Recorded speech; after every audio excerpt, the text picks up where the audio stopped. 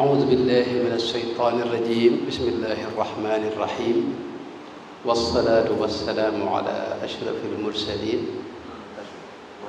سيدنا ومولانا محمد بن عبد الله وعلى آله وصحبه وخير خديمه رب اشرح لي صدري ويسر لي أمري واحلل عقدة من لساني يفقه قولي واجعل كلامي راشدا ومرشدا وفكرتي نور وقلبي أرشدا. أيها الإخوة الكرام، يا أحباب رسول الله صلى الله عليه وسلم، يا أهل لا إله إلا الله، السلام عليكم ورحمة الله تعالى وبركاته. وعليكم السلام.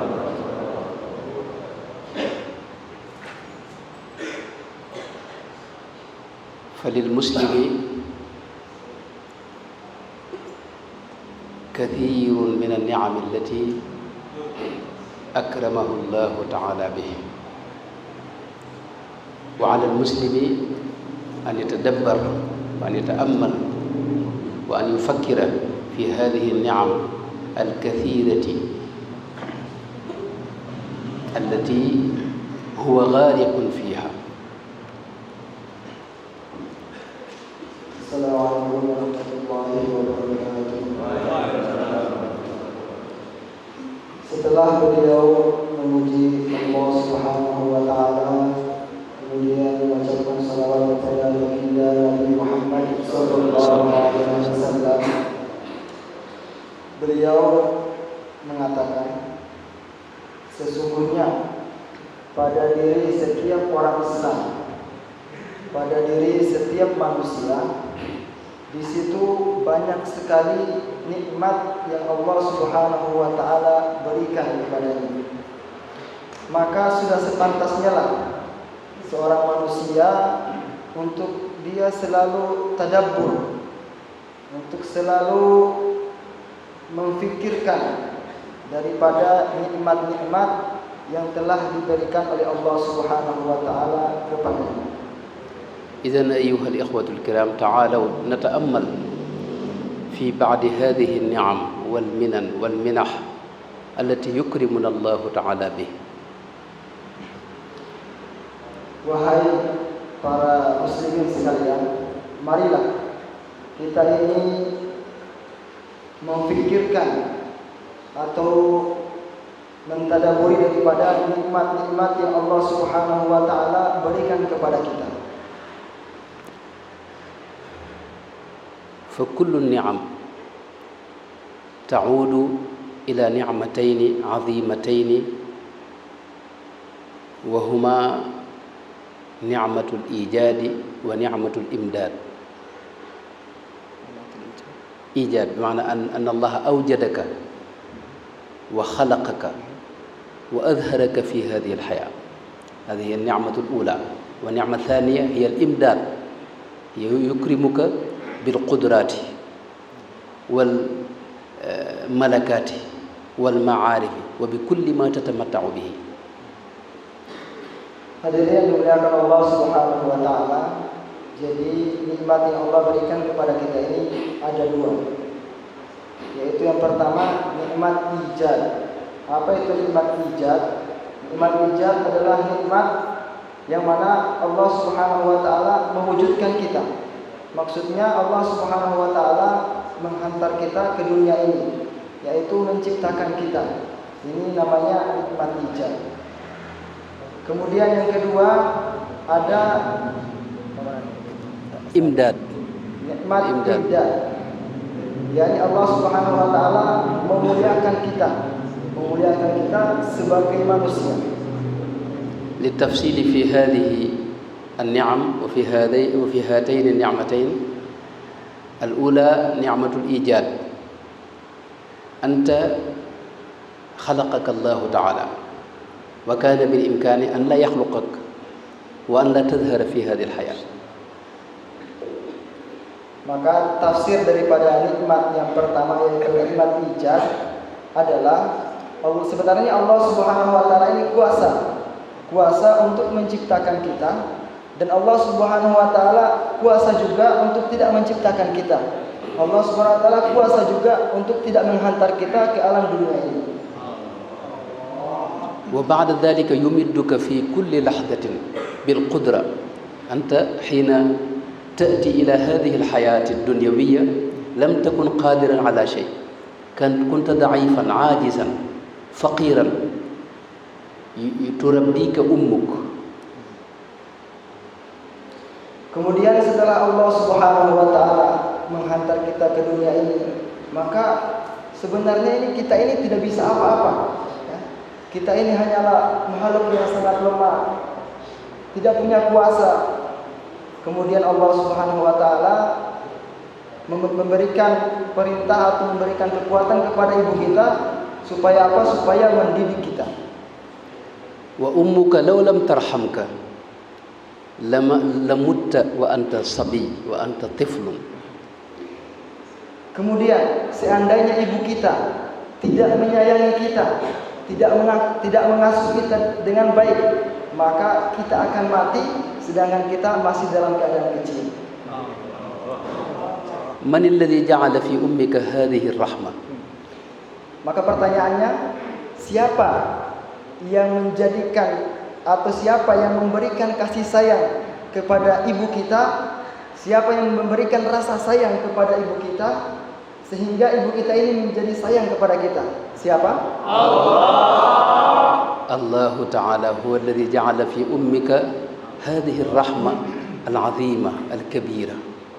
Jadi yang memberikan rahmat atau memberikan kasih sayang, rasa kasih sayang kepada ibu kita yang sangat besar adalah Allah Subhanahu wa taala. Wa huwa arhamu bika min ummik. Tetapi perlu kita ketahui bahwasanya sebenarnya Allah Subhanahu wa taala itu lebih menyayangi kita daripada ibu kita. Fa ba'da ghazwati Uhud, setelah perang Uhud, ra'a an-nabiy sallallahu alaihi wasallam imra'atan. Nabi sallallahu alaihi wasallam melihat seorang wanita. Hadhihi al-mar'atu tabhathu an waladiha. Wanita tersebut sedang mencari anaknya. Tabhathuha min huna wa hunaka yaminan wa shimalan hatta ra'a al-walad, hatta ra'at al-walad. Dia mencarinya di sini dan di sana. Dia mencarinya di sebelah kiri, sebelah kanan, sampai suatu ketika dia menemukan anaknya. Falamma ra'at waladaha akhadhaha wa dammaha ila sadriha. Ketika dia melihat anaknya, maka dia memegangnya, kemudian dia mendekapkan ke dadanya. Faqala Rasulullah sallallahu alaihi wasallam li ashabihi amulqiyatun hadhihi walidaha fin nar. Asatudkhilu hadhihi al-mar'a waladaha hadha fin nar. Maka Nabi sallallahu alaihi wasallam berkata kepada para sahabatnya, yang mengatakan satu hadis yang artinya, apakah kalian akan memasukkan wanita tersebut ke dalam neraka sedangkan dia sangat sayang kepada anaknya? Faqala lahu sahaba wa khasatan sayyidina Umar qala lahu la lan tulqiya hadhihi al-mar'atu waladaha fi an-nar wa hiya ta'rif. Maka para sahabat menjawab, terutama Sayyidina Umar, tidak, kami tidak akan memasukkan daripada wanita tersebut ke dalam api neraka. Faqala sallallahu alaihi wasallam lallahu arhamu bi'ibadihi min hadhihi biwalidiha min al-mar'ati biwaladiha. Maka Rasulullah SAW bersabda, wahai para sahabatku, ketahuilah sesungguhnya Allah Subhanahu wa taala lebih menyayangi hambanya daripada ibu tersebut atau perempuan tersebut menyayangi anaknya. Allah Ta'ala akramaka ayyuhal insan. Sesungguhnya Allah Subhanahu wa taala memuliakan kita para manusia. Qala fi muhkami tanzilihi wa laqad karramna bani Adam. Allah Subhanahu wa taala berfirman yang artinya sesungguhnya kami telah memuliakan, yaitu Bani Adam, anak keturunan Nabi Adam. Bal wa qala fi kitabihi al-karim wa nafakhtu fihi min ruhi. Nafakha fika ar-ruh allati nasabaha ila dhatihi al-muqaddasah. Kemudian Allah Subhanahu wa taala berfirman dalam ayat yang lain yang artinya sesungguhnya Allah Subhanahu wa taala telah meniupkan ruh ke dalam jasad kita. Hadhihi ar-ruh allati fil insan mukhtalifa 'an al-arwah allati fil makhluqat al-ukhra. Jadi arwah yang Allah Subhanahu wa taala hantar atau arwah yang Allah Subhanahu wa taala masukkan ke dalam diri kita manusia itu berbeda arwahnya dengan arwah yang Allah Subhanahu wa taala masukkan kepada hewan-hewan atau makhluknya yang lain. Ruhuka nasabaha ila dhatihi wa qala wa nafakhtu fihi min ruhi wa nafakha fihi min ruhihi. Allah Subhanahu wa taala memberikan daripada ruh kita ini itu nisbatnya kepada zatnya Allah Subhanahu wa taala. Nisbatnya kepada siapa? Kepada Allah Subhanahu wa taala. Yang mana arti ayat yang beliau bacakan tadi, kami telah memasukkan zat ruh ke dalam diri kamu, itu nisbatnya kepada ruh saya. Seperti itu.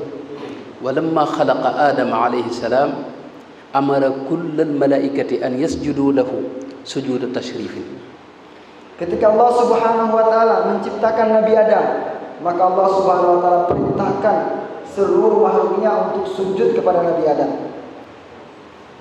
Wa qala lahum an yasjudu li Adama alladhi khalaqahu bi yadayhi lima khalaqtu bi yadayhi.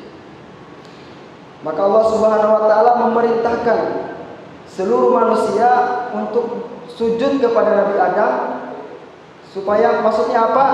Allah Subhanahu wa taala menyuruh seluruh makhluk ini untuk sujud kepada makhluk yang mana makhluk tersebut Allah Subhanahu wa taala ciptakan dari kekuasaan Allah Subhanahu wa taala sendiri. Wa qad rafada asy-syaitan iblis an yasjuda li Adam fataradahu min rahmatihi. Akan tetapi iblis laknatullah alaih, dia tidak mau untuk bersujud kepada Nabi Adam dan dia pergi meninggalkan seluruh rahmat Allah Subhanahu wa taala. Lidzalika ya'tibu 'alaina rabbuna fil Qur'anil Karim ahyanan. Ya'tibu 'alaina, yu'atib, yalumuna ahyanan fil Qur'anil Karim. Jadi kadang-kadang Allah Subhanahu wa taala mencela kita di sebagian ayat-ayatnya. Wa yaqul lana antum dhahabtum wattaba'tum iblis wa taraktumuni. Kalian telah pergi mengikuti iblis dan kalian telah meninggalkan saya. Itu kata Allah Subhanahu wa taala. Wa ana taraktu iblisa min ajlikum. Sedangkan saya, maksudnya Allah Subhanahu wa taala, saya meninggalkan iblis itu sebab kalian. Li'annahu lam yasjud lakum sujud tashrifin wa tabjilin wa ta'dhimin lakum ijlalan lakum. Saya meninggalkan iblis itu demi kalian. Maksudnya karena saya ini memuliakan kalian karena saya menciptakan kalian. Wa qulna lil malaikati isjudu li adama fasajadu illa iblis kana minal jinni fafasaqa an amri rabbih afatattakhidunahu wa dhurriyyatahu awliya'a min duni wa hum lakum adu bisa lidh-dhalimina badala. Kemudian beliau membaca ayat yang mafhumnya. Jadi ketika Allah Subhanahu wa taala berkata kepada para malaikatnya untuk bersujud kepada Nabi Adam alaihissalam, maka semuanya itu bersujud kepada Nabi Adam kecuali iblis, karena iblis ini termasuk golongan jin. Wa qala lana al-Mustafa sallallahu alaihi wasallam Rabbuna subhanahu wa ta'ala yabsutu yadahu bil-laili liyatuba musii'ul an-nahar wa yabsutu yadahu bin-nahar liyatuba mudhnibu al-laili atau musii'ul. Rasulullah sallallahu alaihi wasallam bersabda dalam sebuah hadis yang mafhumnya Allah Subhanahu wa taala membentangkan tangannya maksudnya membuka pintu rahmatnya, membuka pintu taubatnya pada waktu malam untuk orang-orang yang telah membuat maksiat di waktu siang. Begitu juga Allah Subhanahu wa taala membuka pintu taubatnya di siang hari untuk orang-orang yang telah bermaksiat di malam hari.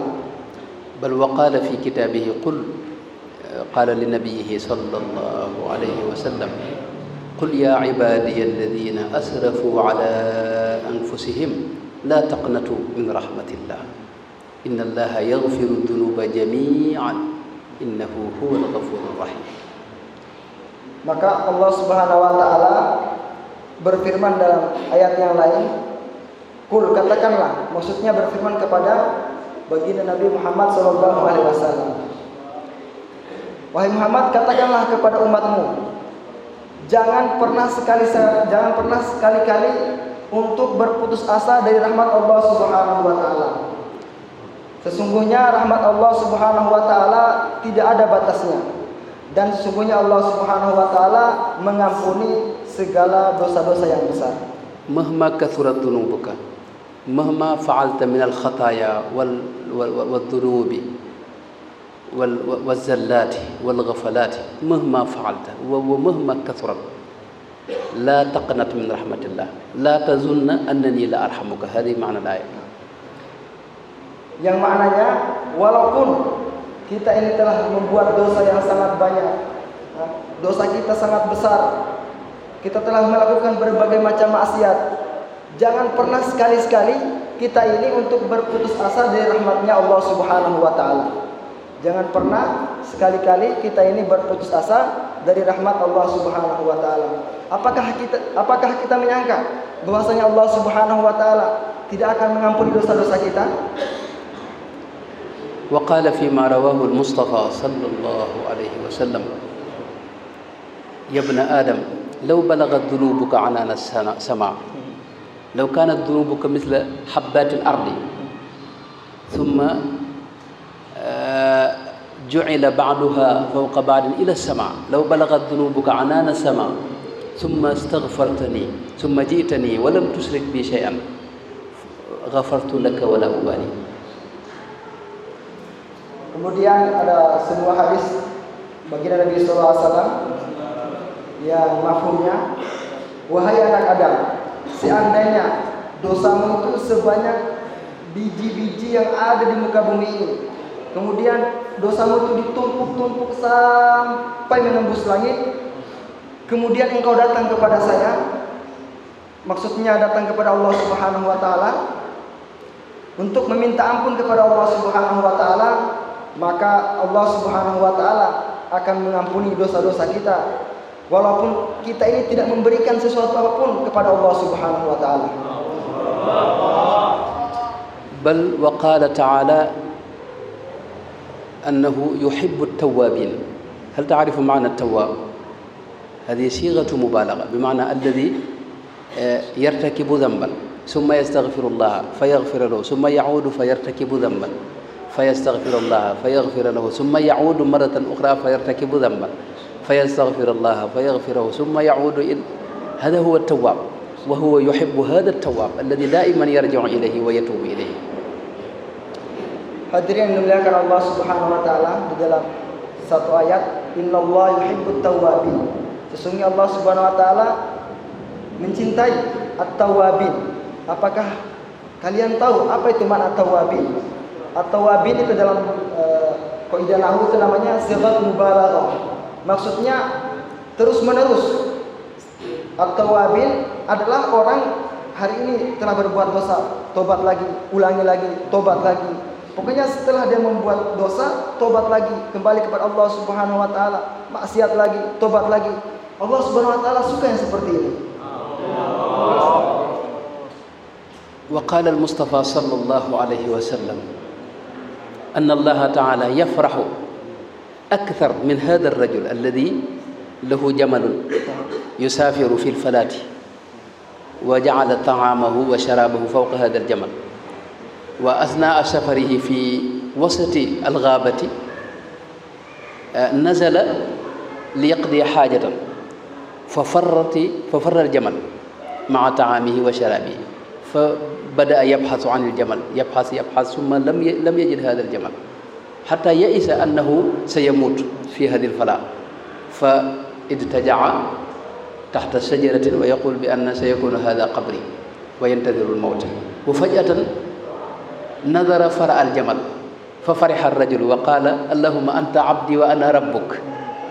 رسول الله صلى الله عليه وسلم يقول هذا الرجل أخطأ من شدة الفرح والله أفرح أكثر فرحا من هذا الرجل إذا جئت إليه وقلت له أستغفرك يا الله. Hadirin yang Allah Subhanahu wa taala. Jadi dulu ada kisah yang seorang sahabat, seorang laki-laki, dia ini berjalan melakukan satu safar dengan untanya. Di mana di atas untanya itu semua perbekalan dia, minuman dia di situ semuanya. Ini sudah masyhur ceritanya. Kemudian di tengah-tengah perjalanan maka dia berhenti di bawah pohon untuk istirahat, untuk buang hajat. Maka kemudian dia tertidur. Setelah bangun dari tidurnya, ternyata kendaraannya telah hilang. Maka dia sudah berputus asa. Setelahnya dia tinggal tunggu mati saja. Tapi kemudian setelah dia tidur kedua kalinya, kemudian dia bangun lagi, ternyata tiba-tiba untanya itu sudah ada di situ. Saking senangnya dia mengatakan, wahai Allah, engkau adalah hambaku, sedangkan aku adalah Tuhanmu. Jadi dia salah menyebutkan daripada ucapan syukur karena saking senangnya dia. Akan tetapi Allah Subhanahu wa taala lebih menyukai seorang laki-laki yang mana dia ini mengucapkan syukur kepada Allah Subhanahu wa taala walaupun dia ini dalam keadaan salah. Wa akthar min dzalik. Bahkan lebih banyak daripada itu. أغدق عليكم نعمه ظاهرة وباطنة كما قال ومن النعم أنه سخر لك كل ما في السماوات وما في الأرض يخدمك أيها الإنسان. Dan termasuk nikmat yang besar yang Allah Subhanahu wa taala berikan kepada manusia ini, Allah Subhanahu wa taala menundukkan semua ciptaannya di muka bumi ini untuk manusia. وسخر لكم الفلك لتجري في البحر بأمره. Fulk bermakna as-safina allati fil bahr. Bahkan Allah Subhanahu wa taala menundukkan kapal atau bahtera yang ada di laut untuk manusia, untuk supaya kita ini bisa menyeberangi lautan. As-safinatu alwahun wa dusur. Alwah khasab مثل هذا. من الذي حمله حتى لم تغرق هذه السفينة؟ الله تعالى. Maka siapa coba yang membuat kapal ini bisa terapung sehingga tidak tenggelam? Siapa? وسخر لكم الأنهار وسخر لكم الشمس والقمر دائبين وسخر لكم الليل والنهار وآتاكم من كل ما سألتموه وإن تعدوا نعمة الله لا تحصوها. هذه كلها تخدم الإسلام، هذه الأشياء التي ذكرها. Kemudian Allah Subhanahu wa taala menundukkan siang hari, menundukkan malam hari untuk manusia, menundukkan matahari, menundukkan bulan untuk manusia. Seandainya semua ini adalah nikmat Allah Subhanahu wa taala yang Allah Subhanahu wa taala berikan kepada umat manusia. Seandainya kita manusia ingin coba-coba menghitung daripada nikmat Allah Subhanahu wa taala, sungguh kita ini tidak bisa menghitung daripada nikmat yang Allah Subhanahu wa taala berikan kepada kita. النعم تحيط بك في كل جانب فالبصر الذي تبصر به نعمة عظيمة لك. Maka semua nikmat yang Allah Subhanahu wa taala berikan kepada kita ini adalah nikmat yang sangat agung. Contohnya nikmat pandangan. Allah Subhanahu wa taala memberikan kita nikmat pandangan supaya kita ini bisa melihat ciptaan-ciptaan Allah Subhanahu wa taala. والسمع أيضا أن تستطيع أن تسمع هذه أيضا نعمة كبيرة. Kemudian Allah Subhanahu wa taala memberi kita nikmat pendengaran. Maka ini adalah nikmat besar. Kenapa dikatakan nikmat besar? Karena dengan pendengaran kita bisa mendengar suara-suara, kita bisa mendengar apa saja yang ada di dunia ini. ومن أجل النعم العقل أن يكون لك عقل. Kemudian nikmat akal. Supaya apa? Supaya kita ini bisa berpikir. فبالعقل Al-insan ضعيف فالجمل والفرس أقوى منه بكثير لكنه بعقله يستخدم الجمل والفرس. Jadi manusia ini sebenarnya walaupun dia punya akal tapi lemah. Manusia walaupun punya akal tetapi sebenarnya dia ini lemah dibandingkan dengan kuda yang tidak punya akal tetapi kuat. Kuda ini tenaganya kuat, tetapi hanya dengan akal manusia dia ini mampu untuk menundukkan kuda tersebut. فالبقر مثلا أقوى منك بكثير لكن بالعقل الذي أكرمك الله تعالى به تستخدمه في حوائجك. Kemudian contohnya sapi. Kalau kita lihat sebenarnya sapi ini lebih kuat daripada manusia berlipat-lipat. Tetapi dengan akal kita bisa menundukkan daripada sapi tersebut. Kita bisa memanfaatkan sapi tersebut untuk hajat-hajat keperluan kita. أنت لا تستطيع أن تطير مثل الطيور لكن بهذا العقل صنعت شيئا تطير به كالطيور. Jadi sebenarnya manusia ini tidak bisa terbang seperti burung. Manusia tidak bisa apa? Tidak bisa terbang seperti burung. Tetapi karena dengan akal, maka manusia membuat sesuatu sehingga dengan sesuatu tersebut dia ini bisa terbang seperti burung. أنت لا تستطيع أن تسبح مثل السمك في الماء لكن بالعقل الذي أكرمك الله به تصنع آلة تدخل بها في أعماق البحار. Kemudian sebenarnya manusia tidak bisa berenang, tidak bisa menyelam sebagaimana seekor ikan. Tetapi karena dengan akal manusia membuat suatu alat atau suatu ciptaan yang mana dengan alat tersebut atau ciptaan tersebut manusia dapat menggapai bahkan lautan yang paling dalam. في الليل ماذا تفعل؟ تضطجع فوق الفراش وتنتظر نعمة النوم وتنتظر حتى فقدت نفسك لا تشعر بنفسك ثم إذا استرحت تشعر أنك تستيقظ وتعود وتشعر بنفسك أنت لم تذهب بنفسك ولم تأتي به أيضا فمن الذي أكرمك بهذه النعمة. Jadi ketika datang malam hari apa yang kita buat? Ketika datang malam hari kita hanya berbaring di tempat tidur, berbaring menunggu datangnya ngantuk dan tidur. Ketika datang ngantuk atau tidur kita tidak merasa, tiba-tiba sudah ketiduran saja. Kemudian setelah itu kita tidak merasa lagi, ternyata tiba-tiba sudah bangun lagi. Maka pertanyaan yang besar, siapa coba yang mampu mendatangkan perasaan tidur dan perasaan bangun kecuali Allah.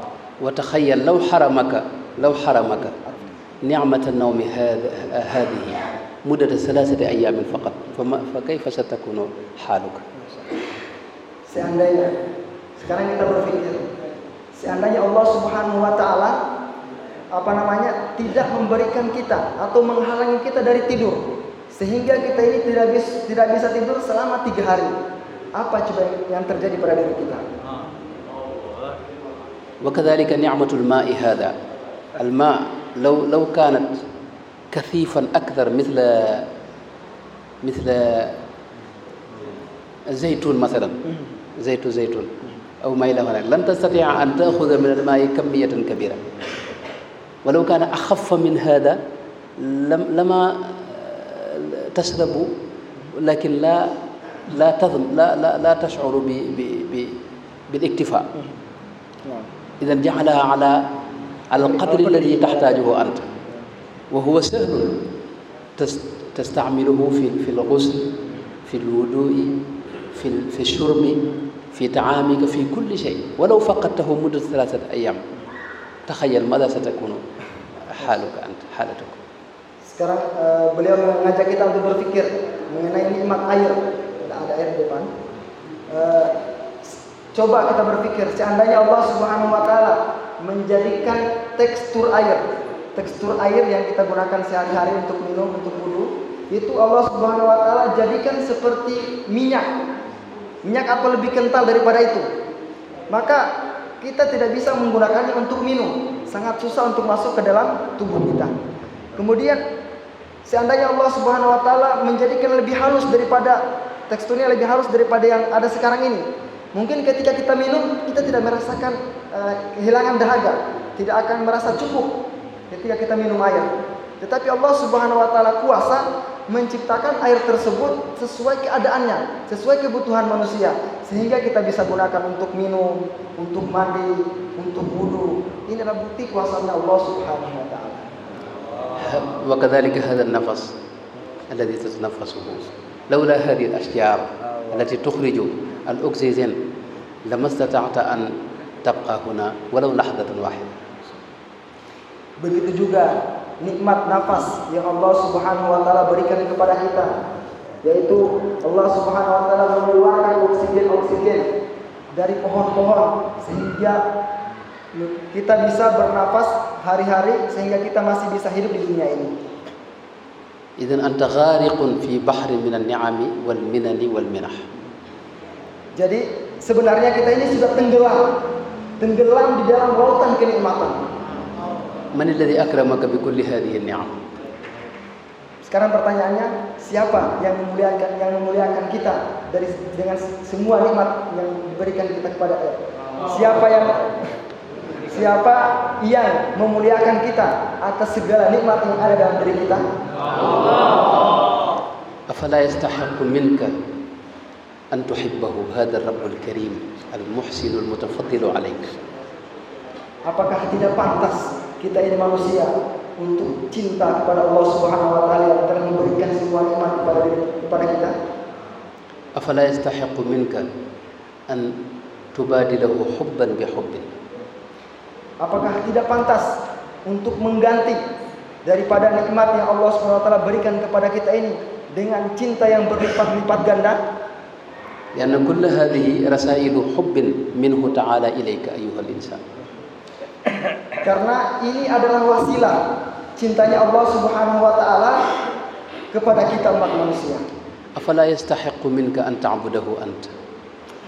Apakah tidak pantas dengan semua nikmat yang Allah Subhanahu wa taala berikan kepada kita untuk kita ini menghamba atau beribadah kepada Allah Subhanahu wa taala? وما طلبه منك هو لك أنت لمصلحتك أنت. هذا ينفعك أنت. Dan sebenarnya Allah Subhanahu wa taala tidak meminta dari kamu kecuali engkau menggunakan nikmat tersebut untuk kebutuhan. الناس يحبونك لأنفسهم لكنه يحبك لنفسك أنت. يحبونك لأنفسهم لمصلحتهم لمصالحهم لكن الله تعالى يحبك ويكرمك لمصلحتك أنت أيها الإنسان. Jadi manusia dengan manusia yang lain itu mencintai satu sama lain itu karena ada maslahatnya. Contohnya, saya mencintai seseorang karena ada maslahat saya di orang tersebut, makanya saya cintai. Tetapi Allah Subhanahu wa taala mencintai kita bukan untuk maslahatnya Allah Subhanahu wa taala, tetapi untuk maslahat manusia tersebut. فما يطلبه منك أن تستعمل بهذا الدين الإسلامي. Dan Allah Subhanahu wa taala tidak meminta kamu untuk mengganti daripada nikmat tersebut kecuali engkau menggunakan nikmat tersebut untuk agamanya Allah Subhanahu wa taala. وأن تنشره إلى جميع الناس كي يعرفوا الحق وكي يعرفوا هذه النعمة ويستعملوا ويعبدوا الله بهذا الدين الحنيف. Dan engkau sebarkan daripada nikmat-nikmat tersebut kepada orang lain supaya mereka tahu bahwasanya semua ini adalah nikmat dari Allah Subhanahu wa taala, supaya mereka ini tahu bahwasanya nikmat tersebut dari Allah Subhanahu wa taala dan mereka gunakan nikmat tersebut untuk menghamba kepada Allah Subhanahu wa taala. هذا الرب الكريم الذي هو صاحبك كما قال المصطفى صلى الله عليه وسلم وهو معك وهو معكم أينما كنتم. هذا الرب أفلا يستحق منك أن تضحي له بشيء من وقتك. Jadi Allah Subhanahu wa taala adalah zat yang selalu bersama kita. Yang selalu bersama kita. Dimanapun kita berada, Allah Subhanahu wa taala selalu bersama kita. Apakah tidak pantas kita sebagai umat manusia untuk mengorbankan waktu kita untuk ibadah kepada Allah Subhanahu wa taala.